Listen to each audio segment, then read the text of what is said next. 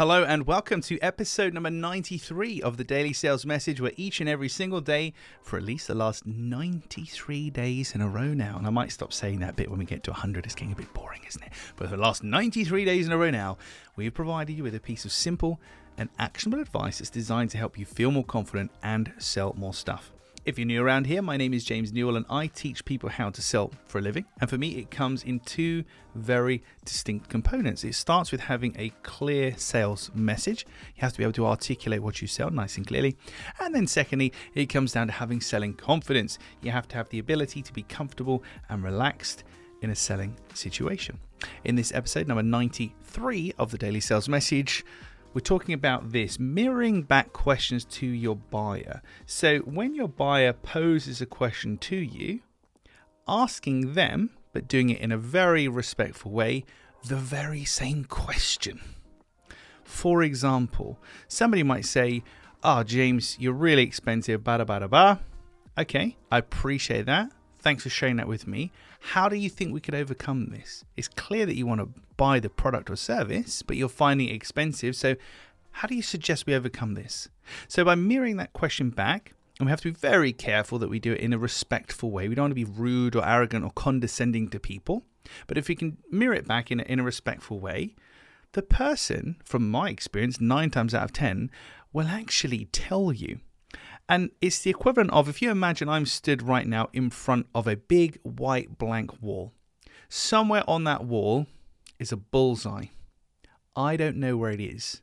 So either I can shoot my arrow as many times as possible and try and hit it, or I can ask you where the bullseye is, and then I can hit it really easily with one shot. And that's what we're doing here. If you say, and it doesn't have to be about being expensive, but if you ask me a question about being expensive in this example, and I could then say, we could discount, we could split payments, we could do this, we could do that, blah, blah, blah. I'm shooting my arrows, but I don't know which one's going to land.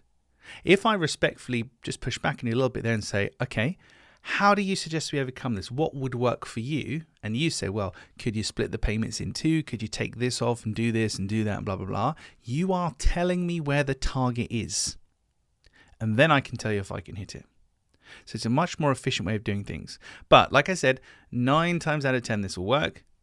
The 1 time out of 10, somebody say, you tell me, tough guy, you're trying to sell to me, which is fair enough. We're not putting the burden on our buyer here. We take the burden of the conversation and we lead it forward. But if we ask somebody, how do you think we can overcome this? Or why do you think that is?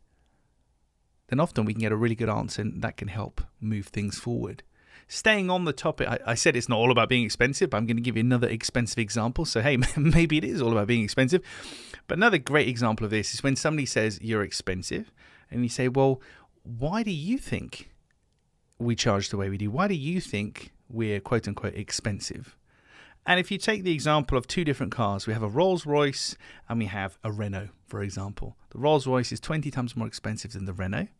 They're both cars. They both got 4 wheels, 5 seats, 4 doors, get you from A to B.